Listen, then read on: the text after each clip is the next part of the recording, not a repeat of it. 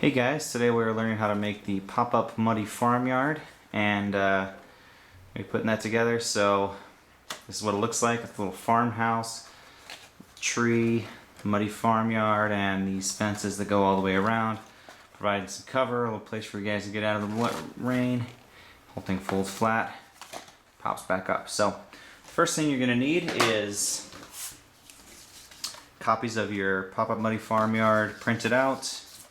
Double-sided. If you find you're having trouble getting the front and back to line up, it's a good idea to print manually instead of having it flip automatically through your printer. Just flip it manually. I found that helps me get a better alignment between front and back. You're going to need some backing material. Today I've got mat board. It's nice and thick. You can use cardboard, foam core. It's any sort of stiffer board material you've got on hand. You're going to want some double-sided tape or glue, X-Acto knife, and a ruler, and a dried out ballpoint pen for scoring. And you can use like a bone folder or something like that, but I like the dried out ballpoint pen most. Just kind of remove the cartridge and scribble it around until you run out of ink and you're good to go. Maybe some extra X-Acto knife blades. If your blades break will be handy. So let's get to it. The first thing we want to do is to assemble our base. So we're going to want to cut out these parts. You can cut right along the white space if you want, but you really only need to do that where these different pieces are going to overlap as you make them into a hexagon. So just right there. I'm going to leave some around the edges because I'm going to be trimming that anyway, and it gives me a little more leeway. I can put my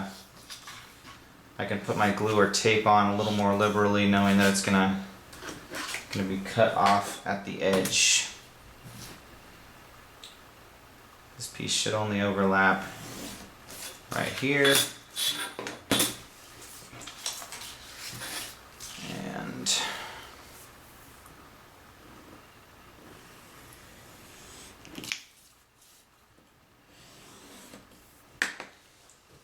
that piece. And then we're going to cut out this last piece.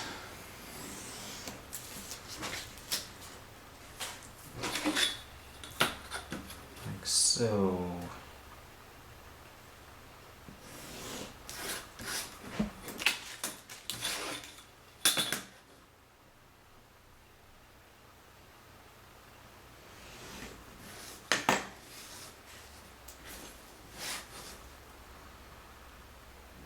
Cut that one quite to the edge, so I'll cut that again, get that trimmed off. Okay, that should make it so we can tape this together. We're going to tape these pieces together to form a hexagon, which is a six-sided shape. For those of you unfamiliar with shapes, you know, I think you guys probably know what a hexagon is. Alright, so we're going to attach this piece to this piece so that those line up right along the middle. Line up the textures, make sure they match up from side to side, and tape that down. We're going to do the same thing with these two bottom pieces, and then we're going to tape them up there. So get ready for that, you know. It's going to be pretty sweet. Now this farmyard, I mean, there's always some farmyard, right? That's why I figured you would need a farmyard. You know, something's going on at a farm. You know, some sort of rooster has laid an egg situation, and it's your job to figure out the weirdness and put a stop to it. Quite frankly, return normalcy and decency to this farm. And you're going to want to make sure the textures are lining up as you attach this piece. And that was good halfway across. There we go. That's better. Okay, I got a little extra tape there. Just tuck that under before I push it down. There we go. That's our main piece. We're going to score this down the middle to make sure that it bends in the middle, which is where we want it to bend. So fold in half. Nice, just folds right down the middle. And now we can tape these to this and create a sturdier base situation.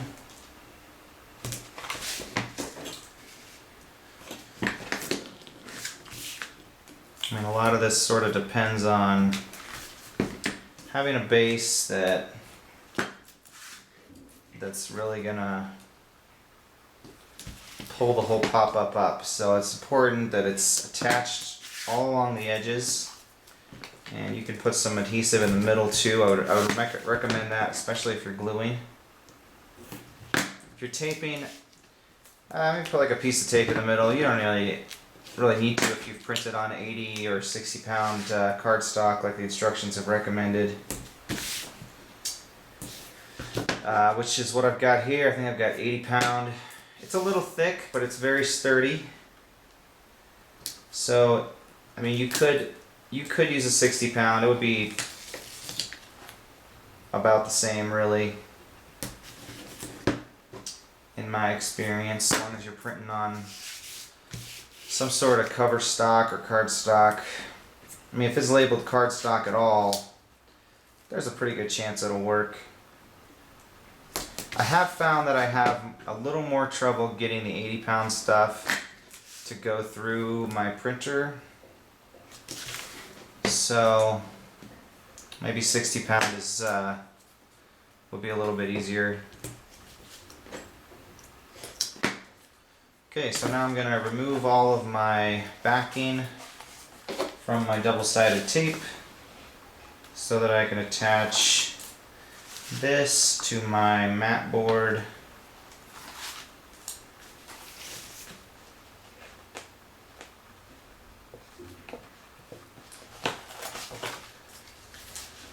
And what I like to do to make sure that there's a gap in between these two pieces of base material, you want to you don't want them right next to each other. You want to leave about a 1/16 of an inch of space in between. And that's going to help the pop-up work just a little bit better. If you've got them right next to each other, not a big deal. So what I like to do is put one piece of backing on top of the other piece, and that just ensures that I have just that little bit of space in between the two. And what that's going to do is it's going to make it so that when I pull the pop-up out to surprise my my players on D&D night, it's going to stay open right away.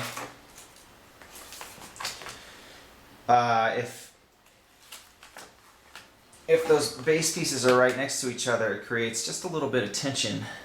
And what that means is that once you get your pop-ups out, you have to have them out, like sitting out for about 10 minutes before they sit completely flat, because the paper inside has wanted to stay folded like it was when you were storing it. But with a little bit of gap in between these two pieces of backing material, it stays flat pretty much right away. And that's what you want, because you want to be able to just pop this out and be like, surprise players, you're a Farmyard. So at this point, what we're going to do is trim off these corners. We don't need that material there, so we started out with a 6-inch by 14-inch piece of the mat board, and we're cutting that down so that it makes, two of those, 2 6 by 14-inch pieces, and now we're just cutting it down so that we have our hexagon. You could have cut it out as a hexagon to start with if you're being very economical with your mat board. Definitely done it that way, but for the purposes of this demonstration, this is a little bit faster.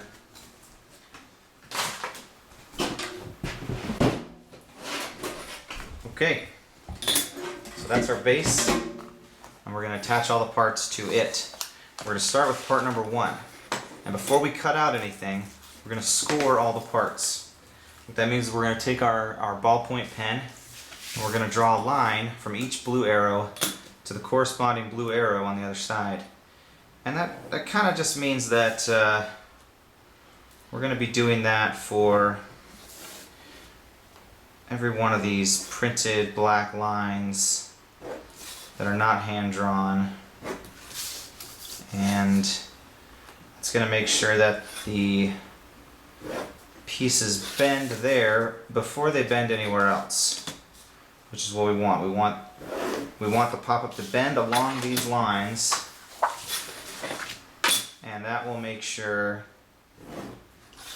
that the pop-up works properly.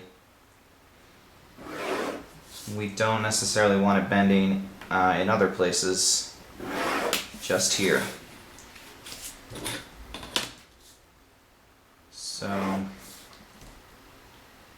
there we go. We're pretty much done with our ruler now.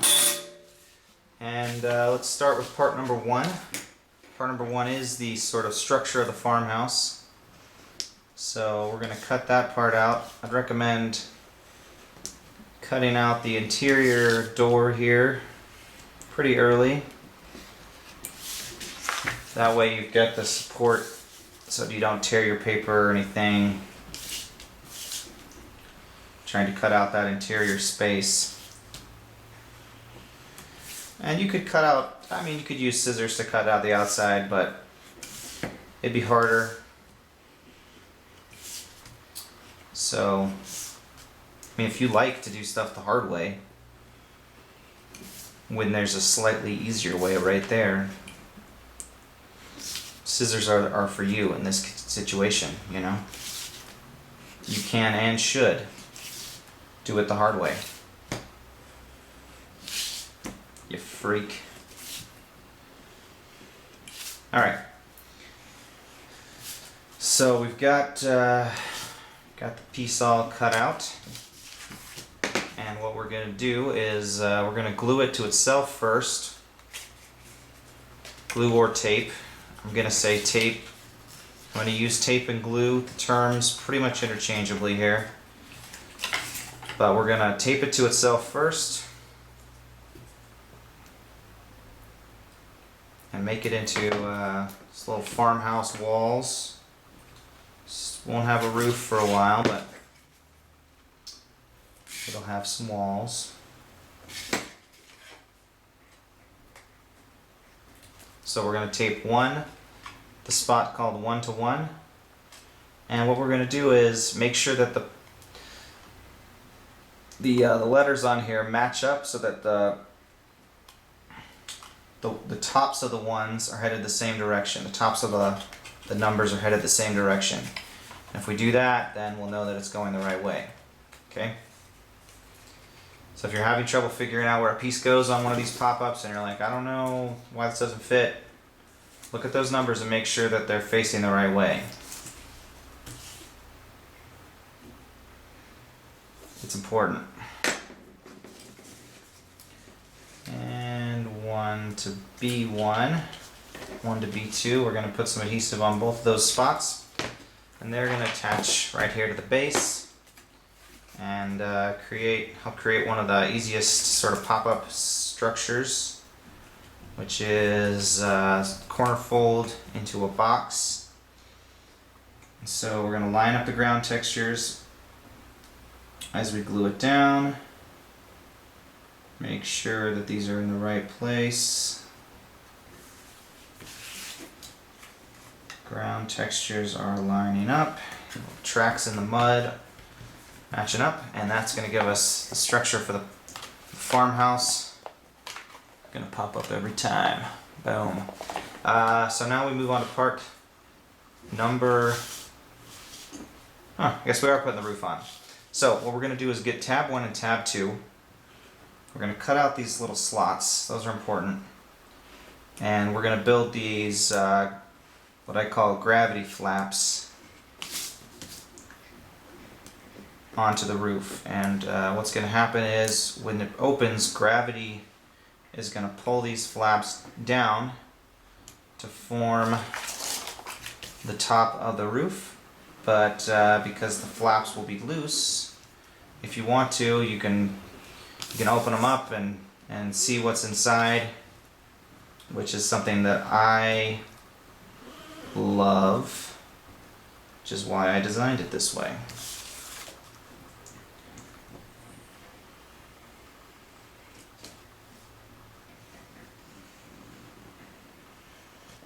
Okay, so we've got our tab 1 and tab 2 here, and if, like me, you accidentally cut through this edge here, what you can do is just attach a little piece of material to the back. It's paper, you know.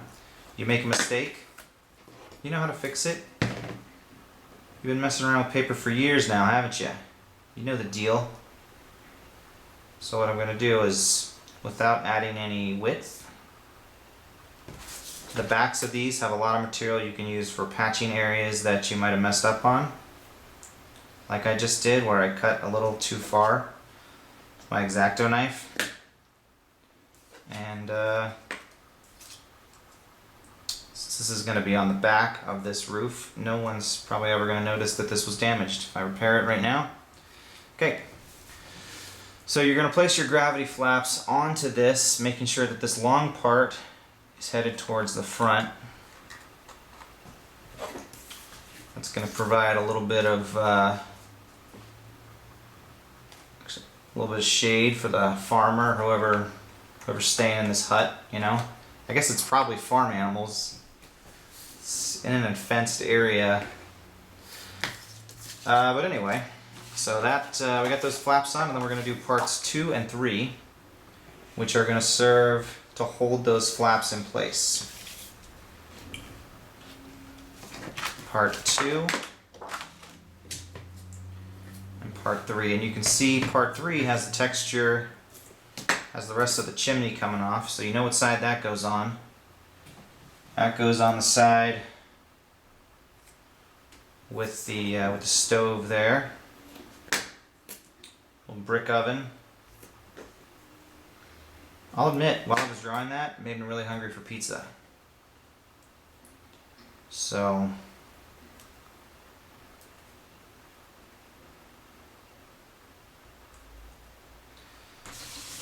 but that's not unusual for me, I guess.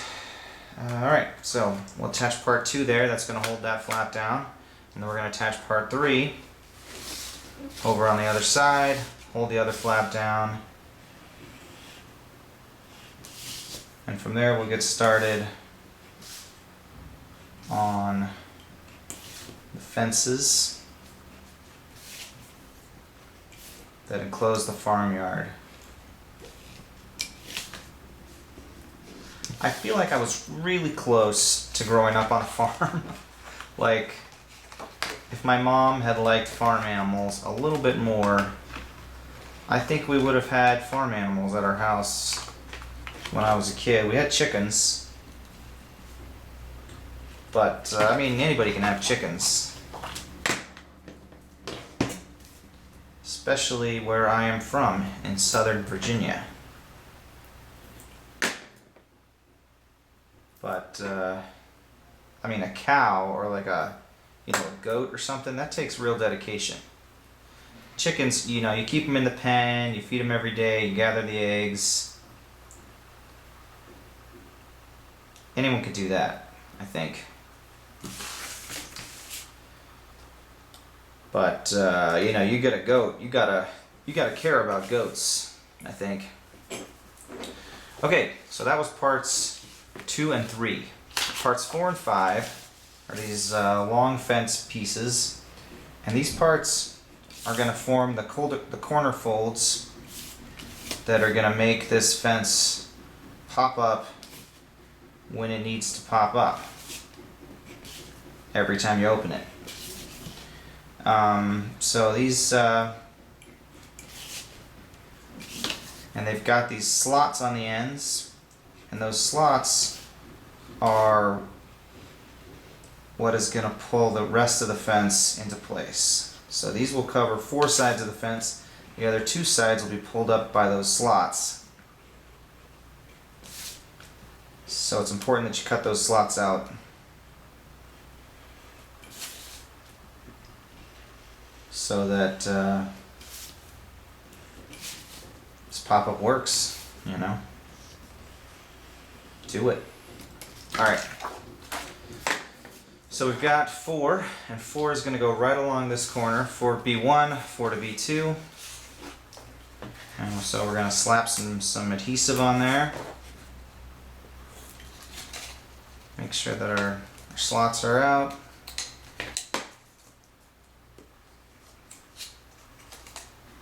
Cut off the excess tape.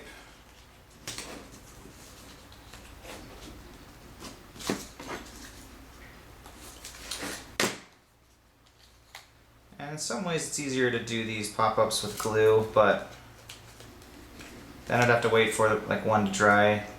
If you're going to make it with glue, I'd say work on maybe 2 or 3 at once so that you have something to do while the glue is drying. And this is going to go right here. You just match up those ground textures. You'll kind of see, if you watch the grass, where the grass goes. If you don't want to look for the grass textures, as long as you basically match it up with sort of the way that the glue down spots are going, you'll be fine. Just fold that to make sure we get a good fold. There we go, that fence is looking good. Time to do 5 over here. That's going to form the other side of this fence.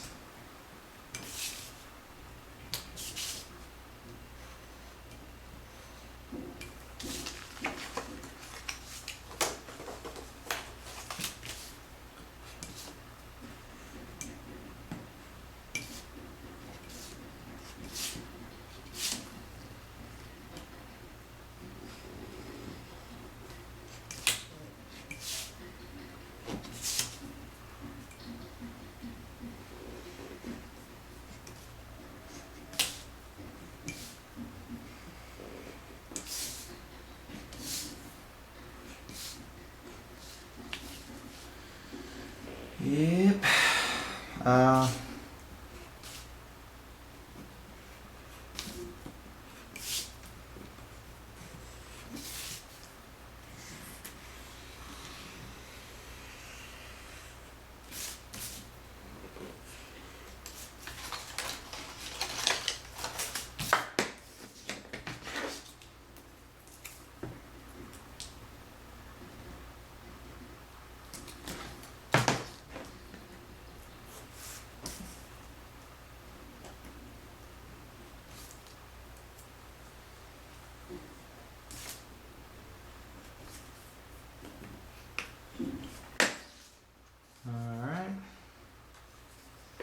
Maybe we fold this down first this time. I feel like it was a little bit stiff when we first put it in on part number 4, so.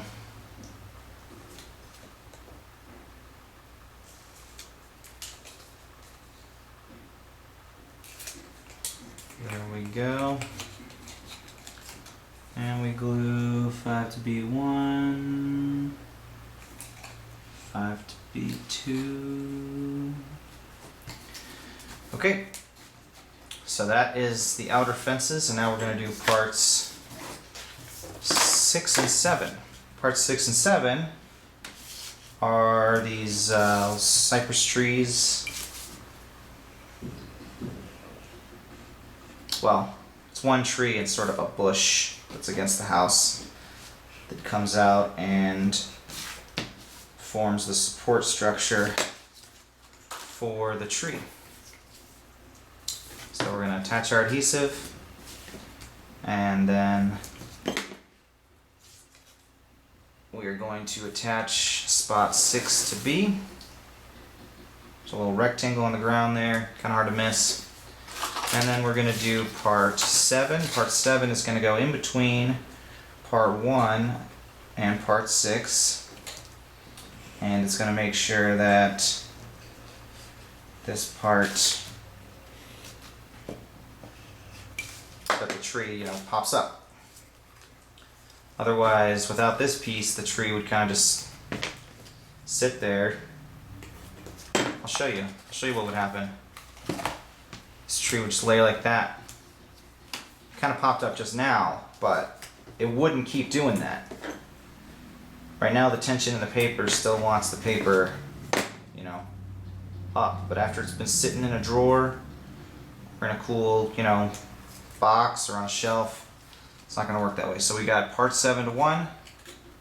It's going to go right there against the house. Part 6 to 7 go against the tree. Might have to reach into the house, provide some pressure there. Okay, so that's going to fold flat and it's going to pop back up with the tree. We just have 2 more parts. Part number 8 and 9. And part 8 and 9 have these longish sort of tongue pieces on the end, and that's what's going to make it so that they can hold on to parts 4 and 5 when they're moving, and it's going to pull the whole thing up. And because there's going to be a lot of, this is a pretty big piece, and parts 4 and 5, by the time they get all the way out to the end of the fence, there's not quite as much force left to pull everything up. So these pieces, instead of having a base plate that goes all the way across, just have these much smaller base plates, because that's going to provide a lot.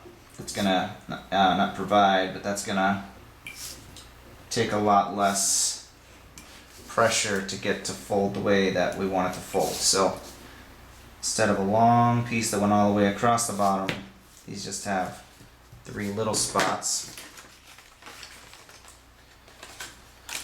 So we're going to put some adhesive on those spots.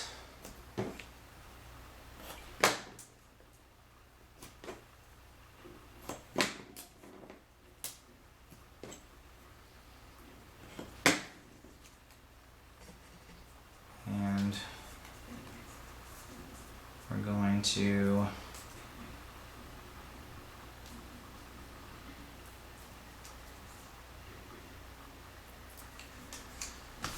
attach those right here. Okay. Now before we attach them, it might be easier to slot these ends through here, and then they should match up right with where we want them to be glued down. Again, watch those ground textures. There should be little squares that you'll see on the base, so you'll know right where they need to go, so that when this pops up, when this goes down, it pops back up, it pulls this piece up too. And we're going to do same thing with number 9. Number 9 is our last piece on this particular pop-up setting, and it's a lot like piece part number 8.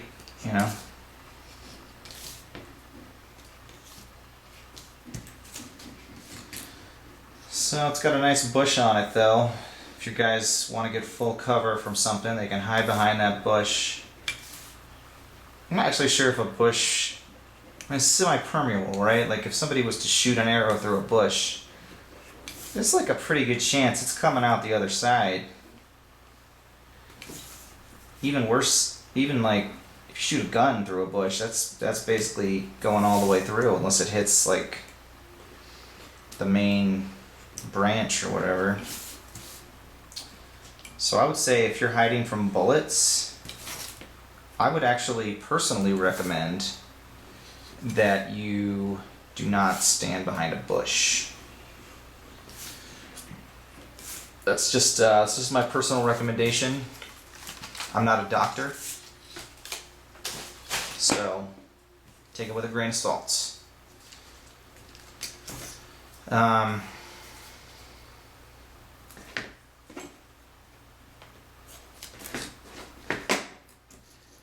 So we're going to put some more adhesive on this. And we're going to,